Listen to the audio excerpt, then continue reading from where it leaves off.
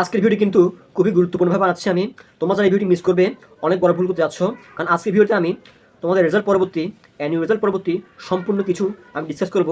তোমরা যারা প্রথম মিনিটে চান্স পেয়েছো তারা কী করবে, যারা প্রথম মিনিটে চান্স পাবে তারা কী করবে, বা যারা চান্স পেয়েছো কিন্তু সাবজেক্ট পছন্দ হয় তোমরা কী করবে, এবং অনেকে ফেল করেছে ভর্তি পরীক্ষায় তোমরা কী করবে, সম্পূর্ণ গাইডলাইন আমি এই ভিডিও দিয়ে দেবো। তোমাদের সম্পূর্ণ কনফিউশন কিন্তু আজকে এই ভিডিওর মাধ্যমে দূর হয়ে যাবে। তারপর যদি তোমার কোনো প্রশ্ন থাকে মনের মধ্যে অবশ্যই কমেন্ট বক্সে কমেন্ট করো। আমি কিন্তু সব প্রশ্নের উত্তর নিয়ে আরও একটা ভিডিও বানিয়ে আপলোড করবো। তাহলে চলো ভিডিও শুরু করি। আর ভিডিও আগে অবশ্যই তোমরা যারা সাবস্ক্রাইব করো না এখন সাবস্ক্রাইব করো।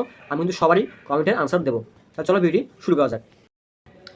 আমি জানি তোমাদের অনেকের মন ভালো আছে এখন, আবার অনেকের মন খারাপও আছে। কালকে অনেকে চিন্তায় দিন কাটিয়েছো, অনেকে রেজাল্ট দেখতে পেরেছো, অনেকে রেজাল্ট দেখতে পারোও নি, সকালেও হয়তো অনেকে রেজাল্ট দেখেছে। তো কোনো সমস্যা নেই, আজকে তোমাদের সব কনফিউশন আমি এই ভিডিওতে দূর করে দেবো। প্রথমে আসি, তোমরা যারা কালকে পাস করেছো বাট প্রথম মেরিটে চান্স পাওনি তারা কী করবে। ভিডিও শুরুতে বলতে আমি ভর্তি অংশগ্রহণ করেছে 4,53,000, বাট পাস করেছে 3,64,000, মানে 80% পাস করেছে। পাস করে প্রথম মেরিটে সাবজেক্ট পেয়েছে 2,29,000 প্লাস, বাট পাস করেও প্রথম মেরিটে সাবজেক্ট পায় নাই 1,34,000 প্লাস।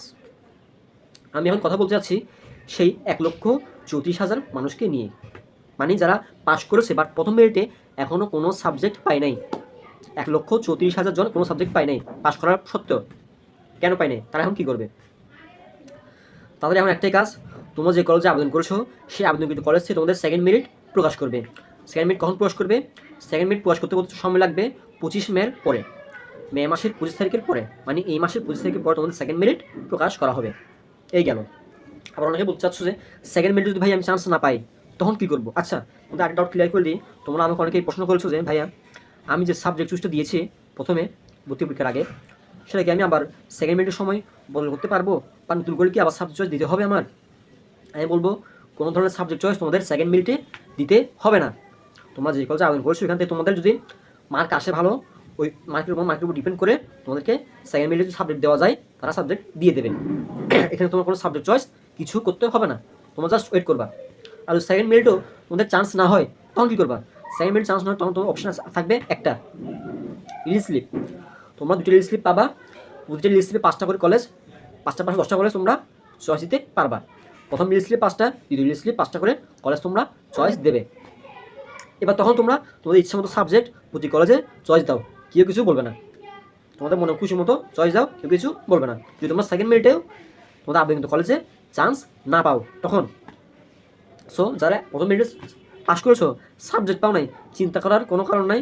তোমরা দ্বিতীয় মেরিটে যদি দাম আসবে, না হলে তোমাদের জন্য সুযোগ আছে আরও 2টা রিলিজ স্লিপ। রিলিজ স্লিপে কেমনে তুমি অ্যাপ্লাই করলে ভালো একটা কলেজে ভালো একটা সাবজেক্টে চান্স পেয়ে যাবে।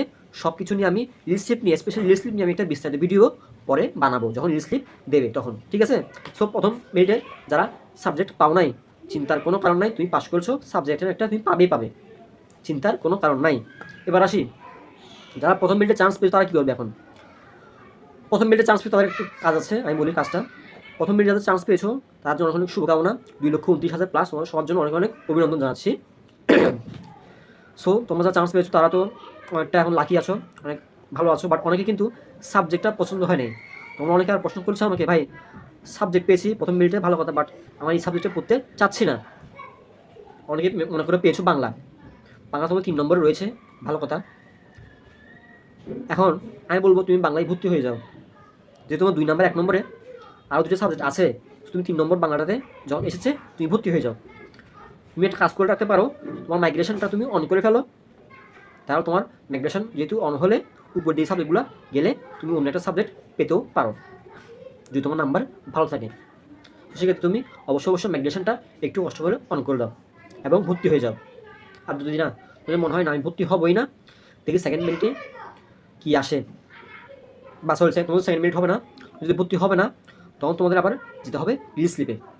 সো আমি বলবো রিলিজ স্লিপে ঝামেলা না গিয়ে তুমি আগেই যে সাবজেক্ট পেয়েছো ভর্তি হয়ে যাও। আবার অনেকে আরও একটা ভুল কাজ করেছো, তোমরা যেটা যে সাবজেক্ট পড়তে চাও না সে সাবজেক্টে তোমরা 1 নম্বর চয়েসে দিয়ে রেখেছো, মানে প্রায়োরিটি লিস্টে 1 নম্বর দিয়ে রেখেছো। এখন ওই সাবজেক্টে তোমাদের এসে গেছে কিন্তু তোমরা সাবজেক্টে একদমই পড়তে চাও না। এখন তারা কী করবে? তোমাদের জন্য কিন্তু আর কোনো সুযোগ নাই। তোমার যদি মাইগ্রেশন অনও করো অফও করো কিছুই হবে না, কারণ মাইগ্রেশন কখনো নিচের দিকে সাবজেক্টে যায় না, মাইগ্রেশন সবসময় উপর দিকে সাবজেক্টে যায়। এখন তোমার মাইগ্রেশনের আর কোনো খেলা নাই ভাই, তুমি 1 নম্বর সাবজেক্টে দিয়ে ফেলছো ইচ্ছা করে বা ভুল করে, ওটা এসে গেছে। আর তুমি যদি প্রথমে না চাও, তোমার লাস্ট শুধু একটাই আছে, স্লিপে যাও। তোমরা অনেকেই ভুল ভালভাবে সাবজেক্ট চুজ দিয়েছো, আমি ফেসবুকেও দেখেছি অনেক কমেন্ট এরকম, আমি ইনবক্সে অনেক কমেন্ট করেছো। তোমাদেরকে বলছি ভুলভাল সাবজেক্ট চুজ দিলে কিন্তু ঝামেলায় পড়তে হবে।